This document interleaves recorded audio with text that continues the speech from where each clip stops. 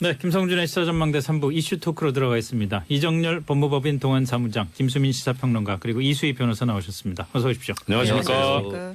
아 이게 뭐 저 요즘 며칠째 막 그 우리 이슈 토크는 사실 막 낄낄낄 웃고 그러면서 재밌게 얘기를 진행을 해야 되는데 그러지 못하는 분위기로 정치권까지도 이제 휘말려 들어가기 시작하고 그래가지고 좀 뭐 안타깝습니다. 사실. 자, 지방선거가 98일 정도 남았는데 뭐 이제까지 사실은 여당이 뭐 대부분의 지역에서 압도적으로 우세할 거다 뭐 이런 전망이 많았습니다만은 그 전망을 어떻게 보면 흔들 수 있는 그런 여당 입장에서의 악재들이 자꾸 잇따라서 터지고 있는 것 같아요. 뭐 안희정 전 지사에 이어서 오늘은 또 정봉주 전 의원에 대한 그 미투 폭로까지 나왔는데 우리는 뭐 그 미투 폭로 얘기보다는 사실 이게 정치권에 과연 어떤 영향을 미칠지에 대한 얘기를 오늘 좀 집중적으로 나눠봤으면 좋겠습니다. 우선 지방선거에 어떤 영향을 미칠지에 대해서 한번 이정열 전 판사부터 말씀을 해 주시죠. 시각이 좀 다를 수 있는데요. 네. 일단 크게 본 이 문재인 정부의 그동안의 기조가 네. 시작부터도 그랬지만 적폐청산이었잖아요. 네. 이 미투 운동에 있어서 대상이 되는 것도 어떻게 보면 적폐거든요. 그렇죠. 그러니까 사실 아까 이제 앵커께서 처음에 말씀하실 때 이슈 토크를 낄낄거리면서 웃으면서 해야 된다고 하는 근데 그렇게 못하는 무거운 주제이기는 합니다만 네. 저는 그냥 내심 아이고 잘 된 거 아닌가 오히려 그러니까 그야말로 이제는 이런 그 어떤 뭐 인권 감수성이랄까 젠더 감수성이 이제 좀 부족했던 만약에 그러니까 이거는 지금 뭐 안희정 전 지사나 정봉주 전 의원이 어떤 이렇게 그 받고 있는 협의가 확정됐다는 걸 전제로 일단 해서 드리는 말씀입니다. 뭐 그게 저 결정은 난 건 아닙니다만 만약에 그게 맞다면 그러면 이런 정도의 감성밖에 안 갖고 계신 분들이 과연 정치를 하는 게 맞는 것인가? 네. 정치계에서의 적폐가 청산되는 과정이다. 그래서 저는 사실 좀 흐뭇합니다. 오히려 국민 한 사람으로서 바라볼 때는. 그거는 사실은 뭐 누구나 그렇게 얘기할 수 있는 거죠. 미투 운동이 지향하는 바도 그렇고 이게 예. 이렇게 많이 번져 나갔을 경우에 우리 사회가 그만큼 인권 감수성이 좀 더 높아지는 거고 그만큼 사회가 투명해지는 건 사실인데 예. 그게 그 선거 국면에서의 여권에 미칠 영향을 생각해 보면 여권 입장에서는 사실 그렇게 지금 흐뭇해할 수만은 없는 상황이잖아요. 그게 지금 결국 어떤 방식으로 이거를 이제 처리해 나갈 것이냐의 문제인데 네. 일단 오히려 이제 안희정 전 지사에 비해서는 정봉주 전 의원의 경우가 참 여권으로서는 곤혹스러울 수 있다는 생각이 드는 게요. 예. 예. 안희정 전 지사 같은 경우에는 당원이었기 때문에 네. 제명을 하면 끝이었었거든요. 그런 근데 면에서. 정봉주 전 의원의 경우에는 대부분의 유권자나 국민들께서 민주당 쪽 사람이다라고 생각을 하는데 사실 지금 아직 당적이 없는 상태거든요. 네, 뭐 다음 예. 주에 그 심사를 하기로 돼 있었죠. 그러니까요. 그러니까 사실 할 수 있는 게 없기 때문에 그래서 오히려 그런 그러니까 누구나 다 민주당 쪽 사람이라고 생각을 하는데. 그렇죠. 어떤 액션을 보여줘야 되는데 보일 만한 액션이 없고 할 수 있는 조치가 없기 때문에 그게 네. 사실 좀 곤혹스러운 측면일 겁니다. 그런데 그러니까 어떻든 뭐 다른 이슈로 이것을 덮는다기보다는 결국 그 안희정 전 지사 같은 경우에 뭐 인터뷰한 지 거의 한두 시간 만에 제명을 시켰잖아요. 네. 그러니까 그런 단호한 모습을 보이는 그런 차원에서 적폐청산이라든가 이런 측면의 하나의 일환으로서 민주당이 가고 있다라는 모습을 부각시키려고 할 거는 같아요. 네. 그래서 뭐 이걸 이제 어떤 영향을 미칠까는 사실 뭐 예단하긴 그렇게 쉽지는 않은데 이 촛불혁명 당시에 그 생각이 계속 이번 지방선거까지 미쳐간다면 그러면 이번 선거의 화두는 적폐청산이다라고 한다면 예. 이건 긍정적인 영향을 미칠 거고요. 그러니까 큰 영향을 미치지 않을 거고 그게 아니고 뭐 예전처럼 이제 인물 뭐 이런 쪽으로 간다면은 그러면은 사실 정당 보고 찍고 뭐 하면은 그럼 또 부정적인 영향이 있겠죠 여권에는. 예. 예, 그런 생각입니다. 자, 참고로 지금 그 말을 진행하기 전에 안희정 전 지사 같은 경우에는 폭로가 나온 뒤에 사실상 앞으로 뭐 법정에서 뭐 수사라든지 이런 과정에서 어떻게 달라질지 모르겠습니다만 사실상 잘못을 시인을 하고 지사직도 사퇴를 했고 정치 활동을 중단한다고 얘기를 한 상태입니다. 그래서 정봉주 전 의원 같은 경우에는 좀 정리를 하고 넘어야 될 게 폭로는 나왔지만 아직 본인의 입장을 구체적으로 밝히지는 않은 상태다. 의혹 상태다. 의혹 제기된 상태다. 이렇게 일단은 전제를 해놓고 얘기를 좀 진행을 하겠습니다. 네. 이수희 변호사 먼저 말씀해 보시죠. 저는 이제 지금 제일 파급력이 큰 거는 이제 안희정 전 지사의 경우죠. 그런데 뭐 이렇게 나온다라고 해서 그게 그 6.3 지방선거에서 판을 흔들 만하냐, 저는 그만한 이슈는 아닐 거라고 보고요. 다만 이제 정치인에 대해서 정치계에 대해서 냉소적이었던 시각이 훨씬 더 심해질 거고, 그리고 이제 20대 30대들의 이제 투표율은 현저히 낮아질 가능성도 높다. 20, 30대 투표율이 낮아질 거라고요? 예, 저는 그 어르신들이 원래 지방선거 자체가 투표율이 굉장히 뭐 저조해요. 그렇겠죠. 예. 예, 그러면 이제 조직적으로 움직이는 해서 투표율을 높이려고 각당이 애를 쓰는데, 거기에 이제 그 잘 움직여줄 수 있는 분들이 좀 노년층이니까 그 작년 노년층들이 잘 움직여지는 거거든요. 그런 면에서 좀 이런 거가 젊은 층 지지율이 높은 민주당 입장에서는 좀 뼈아프긴 하지만, 그래도 그게 판세를 엎을 만한 그런 이슈는 아니라고 보이고, 다만 후보를 공천을 했는데 막판에 공천 이후에 본선거 운동 기간 중에 이런 그 악재가 미투가 벌어진다라고 하면, 어떤 사람에 대해서 폭로가 나온다고 하면은 그걸 후보 사퇴까지 가야 되고, 뭐 이런 어떤 개별적인 그런 변수는 있겠지만, 뭐 큰 판에 그렇게 뭐 운동장이 평평해질 정도의 저는 큰 이슈는 아니라고 보고요. 다만 지방에 중앙 이제 광역자치단체장들 말고 지방에 좀 토호 세력들이 잡고 있던 그런 그 기초의회 의원들이라든가 이런 후보들이 공천 기간 동안에 엄청난 투소들이 저는 들어올 거라고 봐요. 그러면 각 당마다 공천하는 데 있어서 이런 그 추문 이런 것이 기준이 되면 상당한 물갈이가 될 수 있을 거다. 그러면 그거는 네. 좀 결과적으로는 상당히 긍정적으로 작용할 수 있다고 보입니다. 김수민 평론가. 네, 일단은 세대적으로 말씀하셨던 대로 특히 젊은 층에서 또 좀 정치에 대한 환멸이 일어날 수는 있겠고요. 예. 특히 이제 20, 30대 여성의 경우에는 거부감이 강화될 수는 있겠습니다만, 근데 유념해야 될 것은 저는 자유한국당한테 불리하게 작용할 가능성이 굉장히 높아졌어요. 어떤 예. 면에서요? 일단은 구조적으로 다당제 구조입니다. 그래서 설령 민주당에 실망을 했다고 해도 네. 그 표가 자유한국당으로 건너갈 가능성이 높지 않고요. 중간에 중간 단계가 많으니까요. 예, 다당제이기 그렇기도 때문에. 하고요. 그리고 이제 박근혜 전 대통령 그 탄핵 전에 그 여론조사를 보면 20대에서 빵 퍼센트가 나오고 뭐 이런 예. 경우도 있었습니다만, 20대는 어쨌든 자유한국당은 아니다라고 하는 정서들이 또 있는 것이고요. 네. 근데 이 상황에서 자유한국당이 설령 속으로 즐기더라도 입꼬리 올라가는 걸 참아야 될 시점에 굉장히 이걸 즐기고 있어요. 홍준표 대표부터 시작을 해서. 근데 이 성적 폭력에 대한 문제는 모든 정당에서 한 번 이상씩 다 나왔던 문제들이고요. 그럼요. 네. 예. 근데 문제는 그 이후에 이 사건을 어떻게 처리했느냐가 중요한 거거든요. 근데 가령 안희정 전 지사의 그 트위터 팬클럽 같은 경우는 이제 해산 또 하겠다고 하고, 그리고 예. 피해자와 연대하겠다고 선언을 했습니다. 예. 그리고 부적절한 일이긴 하지만 민주당 지지자라고 하는 사람이 관사에 가서 네. 그 야구 방망이를 배틀을 던졌죠. 휘두르는, 뭐 물론 굉장한 폭력입니다만 지지층부터 먼저 분노해서 피해자와 연대하겠다고까지 하는 이런 반응을 보이고 있는데, 그동안 사실 자유한국당 계열의 정당에서 많은 성폭력 사건이 터져 나왔거든요. 예. 전현직 국회의원들을 포함해서.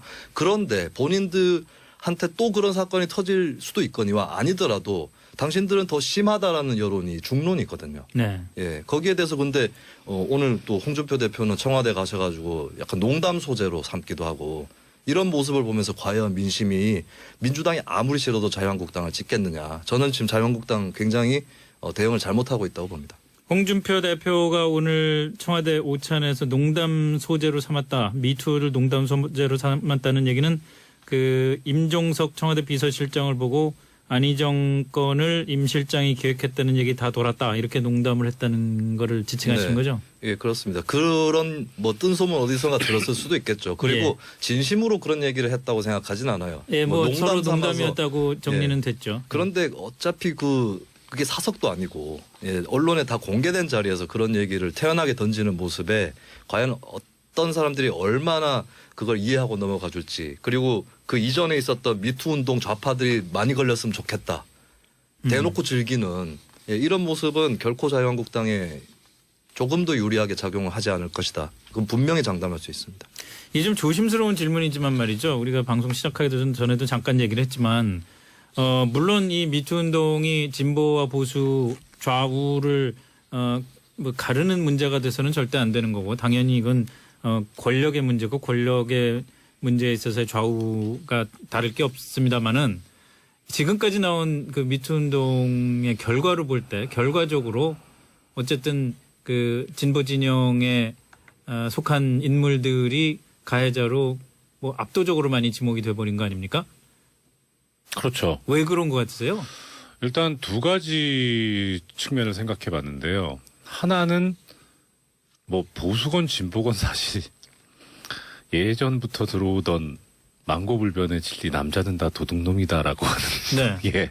그러니까 이거는 예컨대 보수 쪽 인사들 쪽에서 안 나온 거지 없다고 누가 단언할 수 있겠느냐. 네. 예. 그러니까 아직 밝혀지지 않은 또 나타나지 않은 그런 측면이 하나 있고 예. 또 하나는 그러면은 왜 그런 것이냐에 관해서 보면 그 미투 운동이 시작되고 이렇게 지금 불붙게 된 이유 중에 하나가 내가 이제는 내가 겪었던 끔찍한 일을 밝히더라도 되는 상황이구나. 누군가 그래도 나를 지켜줄 것이고 나하고 함께 할 수 있을 것이다라고 하는 그런 믿음과 용기에서 나온 것 아니겠습니까? 예.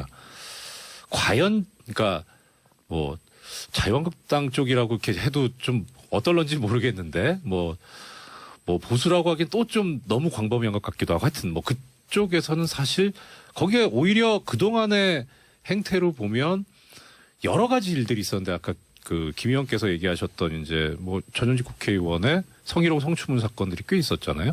한때는 자유한국당이 당명을 바꾸기 전에 뭐 성추문당이다 이런 소리를 들은 적도 있었죠, 사실. 다른 이름이었는데 차마 말씀은 못 드리겠어요. 그랬나요? 뭐 어쨌든. 예, 아무튼 네. 그러니까 없었다고 하기는 그럴 텐데 아직까지 안 나오고 있다는 것은 그쪽 영역에서 피해를 당하셨던 여성분들은 아직은 내가 나서더라도 나를 보호할 수 있는 수단이나 방법이 없겠구나. 보수 진영 내의 내 동료들 중에서 나를 나를 지켜줄 지켜주지 사람, 않겠구나. 같이 옆에 서줄 사람. 예, 그러니까 같이 고통을 느끼고 같이 지켜주겠다고 나설 사람이 없겠구나라고 하는 그런 생각이 아닐까. 그러니까 이 지금 미투 운동에 있어서 동참을 하는데 그것이 가장 큰 요소는 나 혼자만이 아니다라고 하는 생각인데 아직까지 그런 생각이 퍼지는 데 있어서는 진보 진영 쪽은 그것이 확산돼 가고 있는데 네. 보수 진영 쪽에서는 아직까지 거기까지는 못 간 거 아닌가 하는 그런 생각입니다. 이수희 변호사는 어떻게 보십니까? 지금 이제 그러니까 이분들 그 안희정 전 지사의 경우에는 뭐 그 폭로 계기가 좀 다르긴 한데 지금 정봉주 전 의원의 경우에는 이게 사실관계를 떠나서 그 폭로한 분이 이런 사람이 서울시장에 나오면 안 된다라고 해서 내가 폭로하게 된 계기다라고 했거든요. 예. 그 얘기는 이제 이 미투 운동 이게 폭로를 하는 공개하게 되는 계기가 있어야 되는데 네. 그 계기가 될 만한 게 이런 거거든요. 저런 가해자가 왜 승승장구하느냐 했을 때 촉발되는 면이 있단 말이죠. 지금 이 다른 연극계나 뭐 영화계도 그렇고 예, 예. 그렇다 그러면은 여권이 지금 힘이 더 있기 때문에 당연히 여권 내에서 인사들에게 폭로가 더 많아지는 것일 뿐이라고 저는 생각이 들고 그리고 지금 야당 특히 이제 한국당 같은 경우에는 쪼그라들 대로 쪼그라들어 있는 상황에서 뭐 굳이 폭로할 필요가 없는 거죠. 뭐 지금 거의 그 정치인들 한국당 정치인 중에 이렇게 포커스 받는 정치인이 별로 없는 상황에 네. 그래서 저는 어떤 좀 그런 현실적인 이유가 있는 것 같은데 2년 후죠 그 총선이요? 총선 때는 또 다른 양상일 수도 저는 있다고 봅니다. 이 변호사님 송구스러운 말씀인데 그렇게 되면 이 지금 미투 운동에 동참을 하려고 하고 계시거나 하려고 하시는 분들이 어떤 정치적인 목적을 가진 거라고 해석될 수 있지 않을까요? 그런 취지가 아니고요. 예. 그러니까 이제 이런 이제 상처라든가 그런 성폭행 아니면 성추행 뭐 이런 걸 당했던 기억을 갖고 있는 여성분들 중에 그걸 이렇게 좀 뭐라 할까 지금 상황에서 아무개도 저랬었는데 그런 생각 분명히 할 거예요. 그런데 그 사람이 공개적인 활동을 안 할 때는 그 정도에 머물 수 있는데 어떤 뭐 광역자치단체장을 나온다든가 이렇게 뻔뻔하게 굴면 그때 저는 이렇게 그 촉발이 될 수가 있다는 거죠. 용기를 내볼 수 있다는 거죠. 그때 더 그 무슨 정치적인 의도가 아니더라도 그때 더 뭐 예를 들어서 권력의 불평등의 문제 그 분노는 더 커질 수는 있겠죠. 심정상. 이게 좀 비유가 적절한지 모르겠지만은 한편으로 왜 그 이명박 전 대통령 같은 경우에 그 뭐 BBK 뭐 요새 뭐 다스는 누구 겁니까 답도 다 나왔는데 옛날에 BBK 그 주가 조작 사건도 있고 뭐 할 때도 뭐라 그랬냐면 나중에 나온 얘기가 야, 그 사람이 전과자인지 모르고 찍었냐. 나라 발전시켜줄 거라고 믿었으니까 찍었지. 네. 그러니까 결국 어떤 그런 어떤 도덕성이라든가 그런 측면이 아니라 그 당시에 이명박 전 대통령이 얘기했던 실용주의 이런 거에 사람들이 많이 지지를 보냈었던 그랬죠. 거거든요. 네. 그러니까 이게 지금 미투 운동이라든가 이런 성추문 이런 거에 관련된 문제라면 사실 좀 송구스러운 말씀입니다만은 자유한국당 쪽에서 누가 나오셨을 때 야, 뭐 거긴 다 원래 그렇지 않냐 이런 쪽으로 간다면 사실은 오히려 뭐 해도 똑같은데 뭐하러 뭐 이야기를 하고 폭로를 하겠냐라는 그런 문제가 생길 수 좀 있으니 다른 또. 것 같아요. 그러니까 안희정 전 지사의 경우에 이 폭로가 나왔을 때 사람들이 굉장히 놀랬던 거는 전혀 예상 밖의 인물이었단 말이죠. 굉장히 남녀 평등적이고 막 그럴 사람으로 생각을 했는데, 근데 다른 사람이 나왔을 때 그럴 줄 알았어 하는 사람들이 있어요. 그런 사람. 그렇다고 해서 내 그럴 줄 알았네 하는 그 인물에 대해서 면죄부를 주는 건 아니죠. 두 사람 다 퇴출돼야 되는데 한쪽은 너무 놀랐고 뭐 그 충격을 받는 거와 한쪽은 내 그럴 줄 알았다는 정도의 차이인 거죠. 받아들이는 정도의 차이지 결과와 비난에는 뭐 차이가 없다. 네. 그러니까요. 네. 그래서 제가 이게 저기 영역 쪽에서 지금 확산되는 속도가 다른 게 다 똑같아서 그런 거 아니야. 그걸 원인으로 찾는 거는 좀 부적당하다는 생각이 드는 거고 결국은 그래서 찾을 수 있는 게 같이 할 사람을 같이 할 사람에 대한 믿음의 강약 정도가 아니겠는가라는 생각 그래서 하게 된 거예요. 네. 김수민 평론가님. 일단 뭐 진보와 보수 이제 비교를 하고 있는데 예. 이게 뭐 이념적인 이유라기보다 저는 세대적 요인이 굉장히 크다고 보는 게 있습니다. 세대적 요인이요. 예, 진보 진영에서 이제 중진 정치인으로 자리 잡은 86세대 중년 정치인들이 지금 가해자 또는 가해 지목인으로 연루가 되고 있는데 이제 상대방은 이제 20, 30대 청년 여성인 것이고 일단은 그 86세대가 사실은 핀 세대인 건 맞아요. 제가 그 후배 세대로서 또 얘기 드릴 수 있는데 핀 세대요? 예. 빨리 핀. 꽃이 빨리 폈다. 네, 뭐 꼬이지 이런. 않은. 아. 네.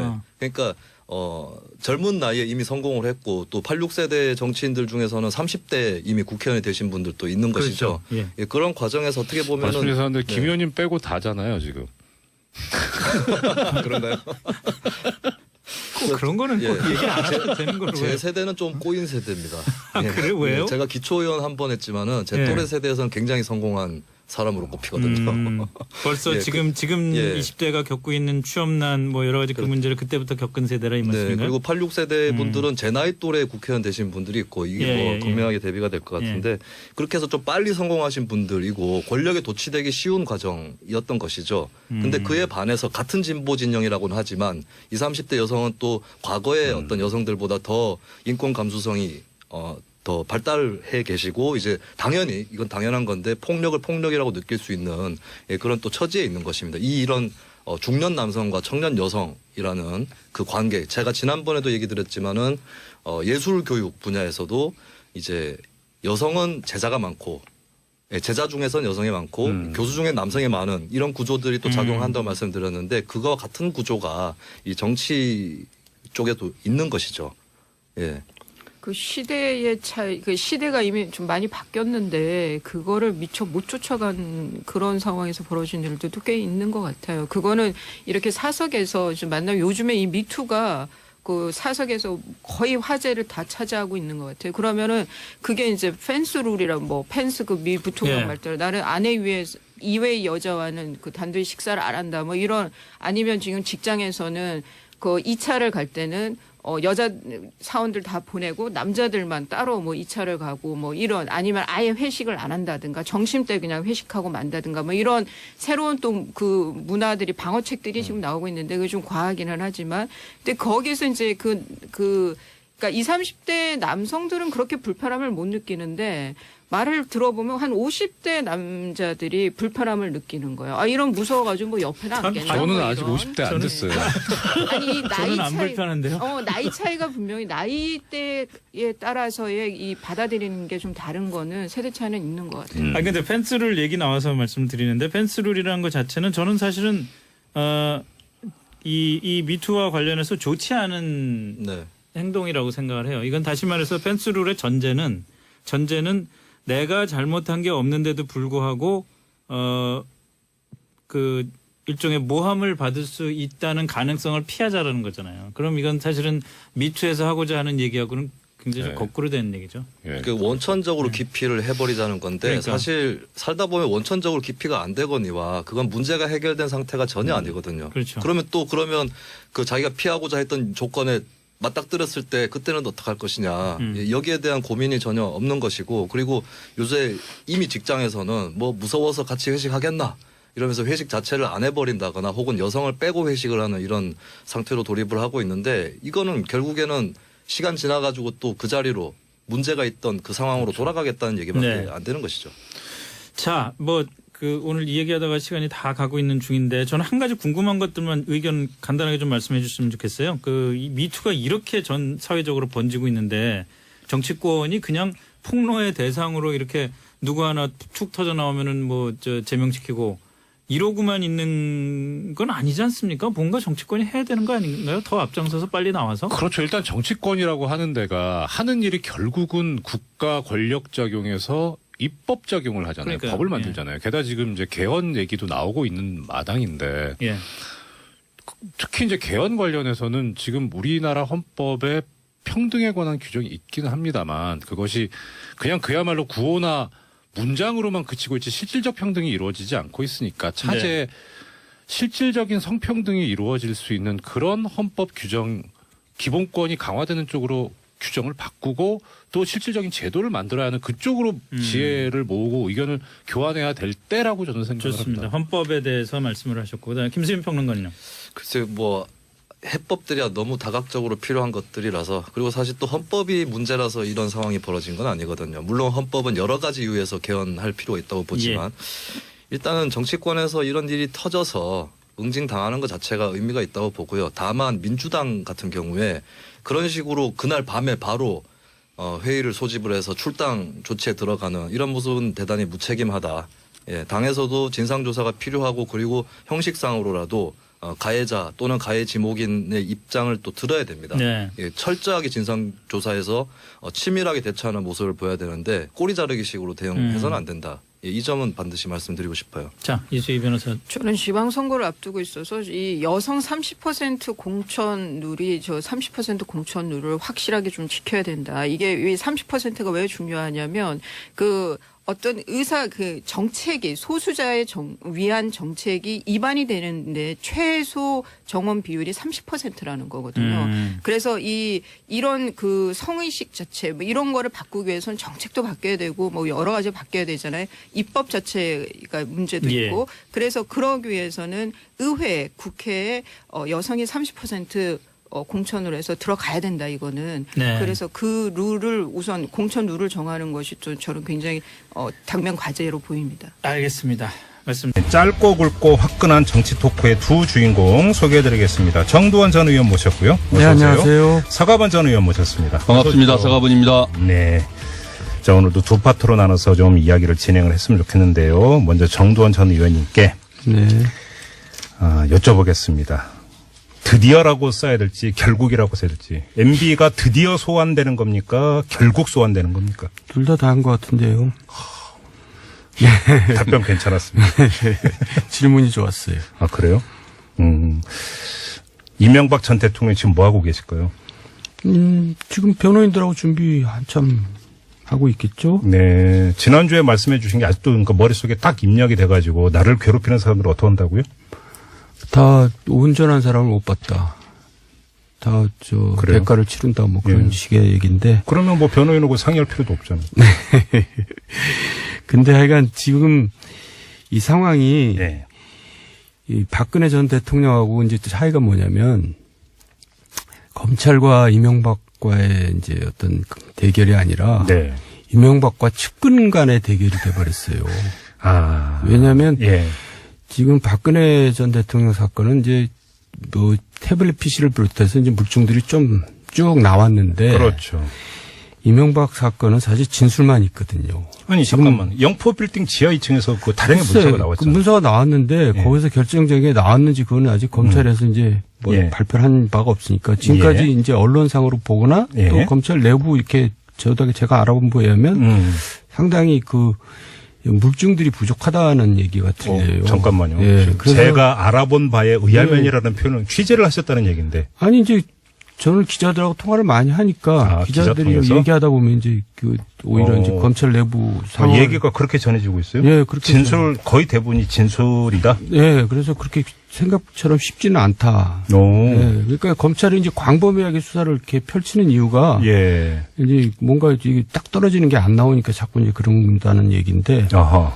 그러니까 이제 측근과 이명박 간의 대결이라는 얘기는 측근이 다 뒤집어 쓰느냐, 예. 아니면 이제 보스답게 예. 이명박 전 대통령이 책임을 지느냐, 아. 그 대결인 것 같아요. 그러니까 이명박 전 대통령이 소환돼서 이제 조사를 받을 때 네. 그래 다 제가 짊어지겠습니다. 라는 기조로 조사에 응하느냐 네. 아니면 제 부하가 다 한 거예요. 저는 몰라요. 이렇게 하느냐 그런 형국이 되고 포인트는 이거라는 말씀이시고 예. 그럼 둘 중에 어느 거라고 전망하세요? 아니, 그러니까 지금 예를 들어서 이제 김백준 전 기획관 같은 경우는 네.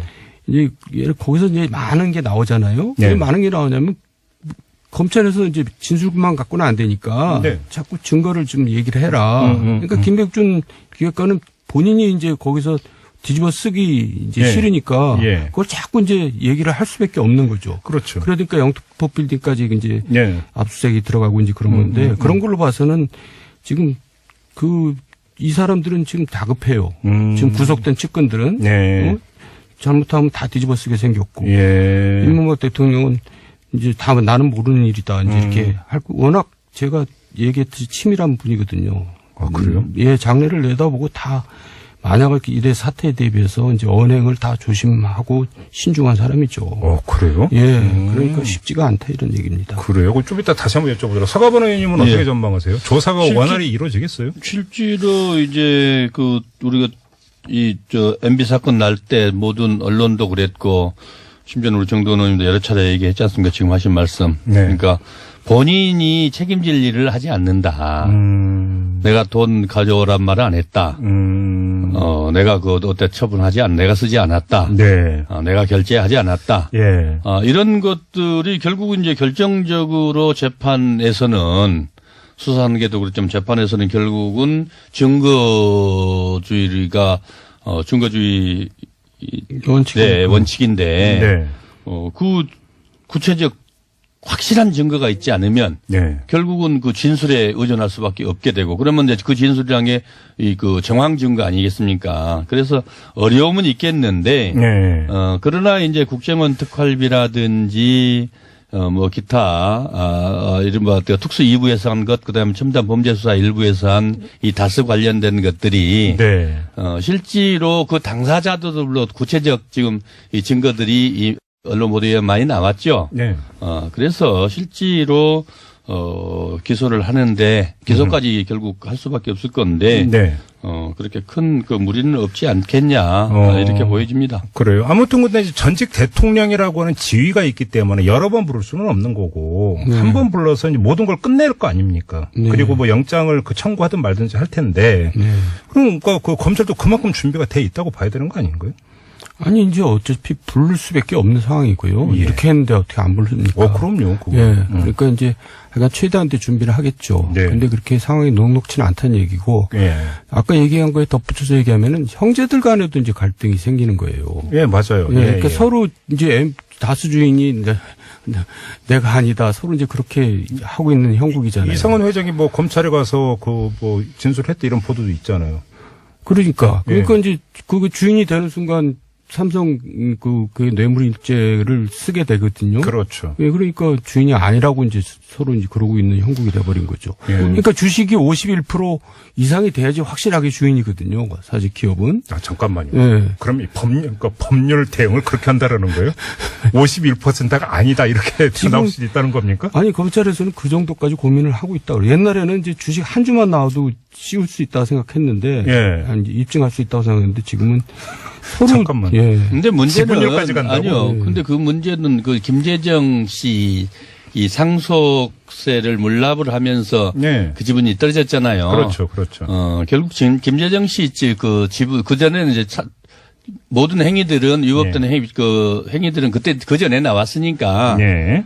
그 관계만 김재정 씨 그 지분하고 그다음에 실질적으로 그 결제하고 지배했다. 예. 이런 정황들을 다 진술을 받아 놨을 거라고 보여지고요. 네. 실제로 그거를 지금 MB 형이 다 감당하기에는 본인이 너무 다섯 것만 해도 클 거고요. 이상은 회장 말씀하시는 예, 이상은 거죠? 회장도 예. 그렇고 그 사장도 그렇고. 네. 그다음에 이 특활비 관련돼서 또 뇌물 관련돼서 김백준 기획관이 다 뒤집어 쓰기에는 너무 감옥을 많이 살아야 되잖아요. 그렇죠. 원세훈 국정원장도 그렇고. 예. 지금 말씀대로 이 측근들하고 싸우는 건 맞는데. 네. 결국 그래서 진술할 때 그 측근들이 검찰에 진술을 할 수밖에 없었던 것들이 결국은 감옥을 얼마나 살아야 되느냐. 형량의 문제. 그거를 다 뒤집어 쓸 만큼 MB와의 관계가 특별한 정말로 특별한 관계였겠냐. 지금 두 분 말씀을 듣다 보니까 갑자기 급 궁금해진 게 하나 있는데 정도원 의원님. 네. 원세훈 전 국정원장 거의 다 본인이 뒤집어 썼잖아요. 결과적으로는. 왜 그랬을까요, 그러면? 뭐 이제 자기가 아니 원세훈 건은 본인이 뭐 아니, 예를 들어서 뭐 그 댓글 공작하고 이런 거 이명박 전 대통령 알았고요. 근데 보고 다 했고요. 지시했고요. 이렇게 해버리면 자기는 종범이 될 수도 있잖아요. 그렇게 했는지 안 했는지 아직 모르는 거죠. 지금 검찰 그 특활비는 인정했지 않습니까? 그다음에 청와대 보고했다고 했잖아요. 이명박 대통령한테 했냐 안 했냐만 적시가 되지 않았지. 그러니까. 청와대에는 보고했다라고 했으니까. 예. 근데 구체적으로 이제 그런 것들은 검찰에서도 안 내놓겠죠. 쥐고 있을 수도 있다. 그렇죠. 자, 알겠습니다. 그러면 저 정도원 전 의원께 조금 전에 말씀하신 거 조금만 더 여쭤볼게요. 그러니까 그 탈락을 대비하는 사람이라고 지금 말씀하셨잖아요. 의원님께서. 자, 그럼 다스를 가지고 한번 예를 들겠습니다. 그 조금 전에 지분율을 얘기한 게 그런 겁니까, 그러면? 그러니까 지분율은 얘기는 법적인 거니까 좀 재미없는 얘기고요. 예. 어쨌든 간에 지금 녹록지 않다는 것은 분명한 사실이고. 네. 굉장히 지금 제 느낌은 다급해요, 검찰도. 아, 그래요? 예. 그래서 이제, 그리고 또 두 번째 문제가 있잖아요. 구속영장을 청구하느냐 마느냐. 그렇죠, 그렇죠. 왜냐하면 구속영장을 청구했다가 만약에 기각되면 그게 이제 무속이 되는 그거는 상당히 좀 재앙이 네. 되는 거죠. 근데 네. 또 구속을 하는 것도 또 문제가 있어요. 구속을 하면은 이제 전 대통령을 바로 전 대통령, 직전 대통령과 전 대통령을 둘 다 이제 구치소에다 넣는다는 게 그렇죠. 좀 역풍이 불 수가 있거든요. 그렇다고 또 그걸 안 하자니 형평성에 또 어긋나고 누구는 구속시키고 누구는 구속하지. 그러니까 그 고민, 예. 아니 말씀하세요. 그 고민이 있긴 있는 것 같아요. 왜냐하면은 지금 그 MB를 14일 날 소환했지 않습니까? 네. 네. 근데 지금 김백준 전 총무기획관의 기소가 14일 날 이루어질 거라는 네. 거예요. 그렇죠. 그러면은 그래서 지금 MB 쪽에서는 응하겠다. 수사에는 응하겠는데 출두 일자를 좀 늦춰주라. 네. 그러니까 그 내용을 보고 이제 출두하려고 예, 그러는 그렇죠. 그러니까 그게 근데 사실 검찰 안 된다고 김백준 했잖아요, 기소자 그렇죠. 그러니까 검찰에서는 해줄 수가 없는 거죠. 왜냐하면 전과 보고 시험 보겠다는 거 아니겠습니까? 정답 보고. 비교 괜찮았어요. 예, 그러니까 이게 네. 이 조그만한 틈도 생겨서는 안 된다라는 게 검찰 측 입장 아닐까. 예. 지금 그 카카오톡으로 애청자라고 밝히신 분이 그 전 대통령과 전 대통령을 동시에 구속시키는 부담감을 말씀하셨더니 전두환 노태우를 생각해 보세요라는 문자를 보내주셨습니다. 그때는 별로 부담이 안 됐다. 동시에 구속된 전례가 있다. 전례가 있다. 네, 이걸 환기시켜 주는 것 같습니다. 자, 그러면 종합해서 그러면 이렇게 한번 질문 드릴게요. 검찰이 네. 구속영장을 청구할까요? 못할까요? 어떻게 전망하세요? 결국 청구할 거라고 봅니다. 그래도 청구한다. 예. 이렇게 이렇게 안 일을 하면은 재앙이죠. 이렇게 일을 벌려놓고 청구 안 하면 청구를 안 재앙이죠. 그러면 예. 네, 이제 검찰은 구속영장 청구까지는 어차피 쭉 갈 수밖에 없다. 예. 문제는 그러면 또 법원 손에 달린 겁니까? 발부 여부는 어차피 그렇죠. 법원의 소관 사항이니까. 예. 알겠습니다. 자, 다음 주 아마 그 14일이 다음 주 수요일일 겁니다. 저희 직설 다음 주일 때 아마 또 그날일 것 같으니까 네. 요 얘기는 좀 그날 또 한번 그 나눠보도록 하고요. 네. 다음번 이야기를 좀 가겠습니다. 정치권으로 번진 미투 이야기 안 할 수가 없는데요. 사과번 의원님, 네. 더불어민주당의 지금 분위기 어떻습니까? 지금 뭐 그야말로 그 초상집에다가 또 사르는 판이죠. 그래요? 예.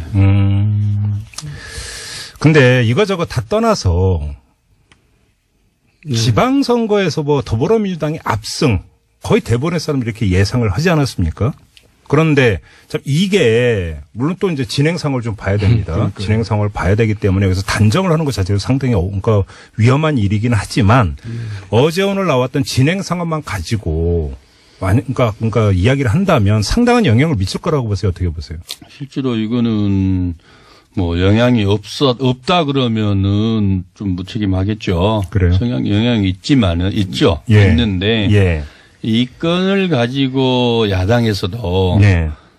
정치 공세를 계속 하거나 또는 선거에 이용하려는 거 하는 순간 네.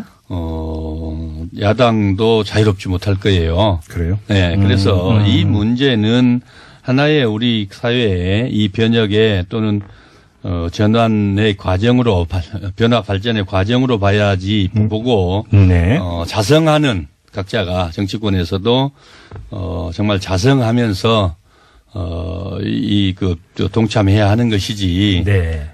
정치적으로 또는 선거에 이용하겠다 유불리로 그렇게 하겠다 하는 순간 아마 또 다른 또 역풍을 받을 거라고 봅니다. 꽝큰데 지금 예를 들어서 자유한국당에서는 그 지금 더불어민주당은 충남도지사 후보 내면 안 된다 이런 주장까지 하고 있지 않습니까? 정돈 의원님 어떻게 보세요?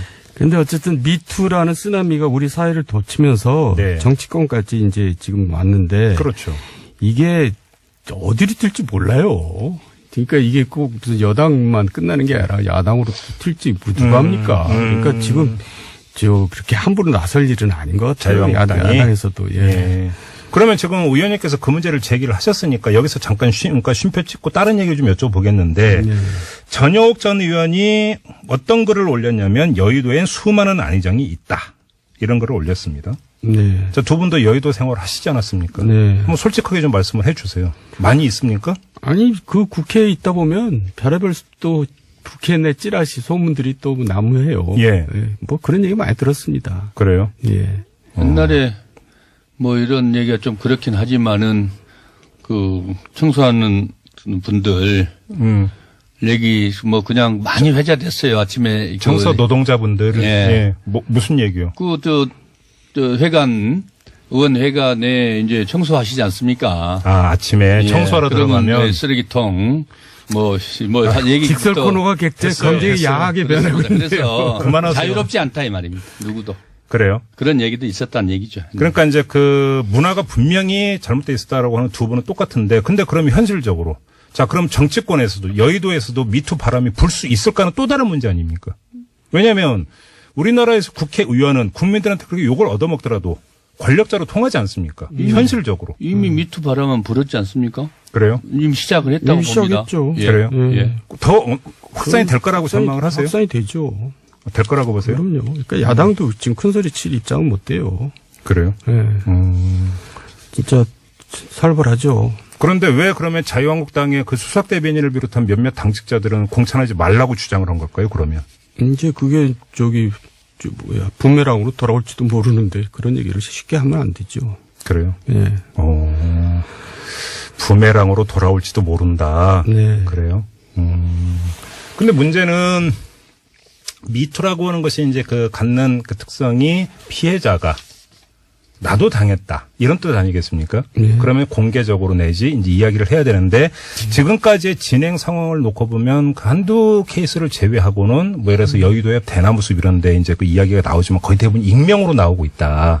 그러다 보니까 양상이 조금 다르다 이렇게 지적하는 사람들도 있는데 서가본 의원님 이 현상을 어떻게 보세요? 아직 이제 초기이기 때문에? 이제 초기도 뭐 그야말로 초기 아니겠습니까? 예. 초기 때문에 그랬고 예. 그러기도 하고 또 예. 여의도가 갖고는 좀 묘한 약간의 그 특수성이 좀 있을 수 있다고 봐요. 그러나 어떤 특수성이요? 이게 이제 어쨌든 또 정치적 기반들 뭐 여러 가지 정치적 이 상황들이 혼재돼 갖고 있죠. 서로 네. 이해관계가 맞물려 있다거나 그러나 본질적으로 모든 다를 수가 있겠습니까? 네. 본질적으로는 저는 같다고 보고 예.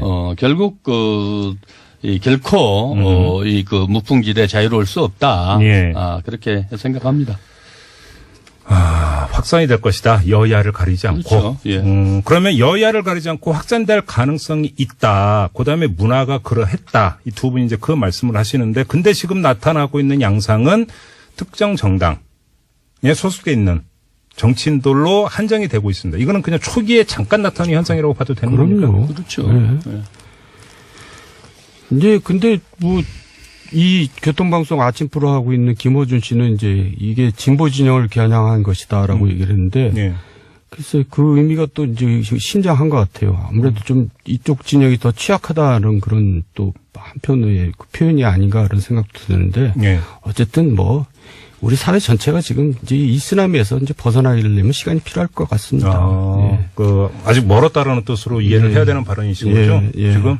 아직 멀었다? 네. 예. 혹시 그러면 최근에 여의도에 있는 정치인들은 좀 이렇게 접촉을 해 보셨어요? 그러니까 이 문제에 대해서 어떤 감도로 지금 받아들이고 있고 있는지. 좀 패닉 상태더라고요. 정치인들이. 예, 그러니까 유력한 대권 주자가 지금 이제 거의 충격을 준 거 아니에요? 예. 그러니까 사실 자기 주변을 돌아볼 수밖에 없는 거고 예.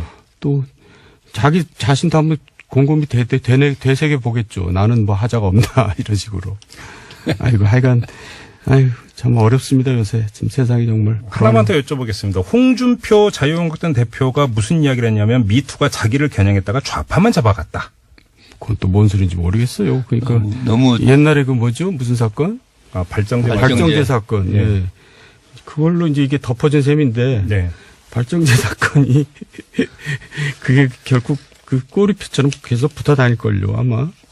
예. 그렇게 보세요? 예. 하여간 재밌는 분이세요 그분은.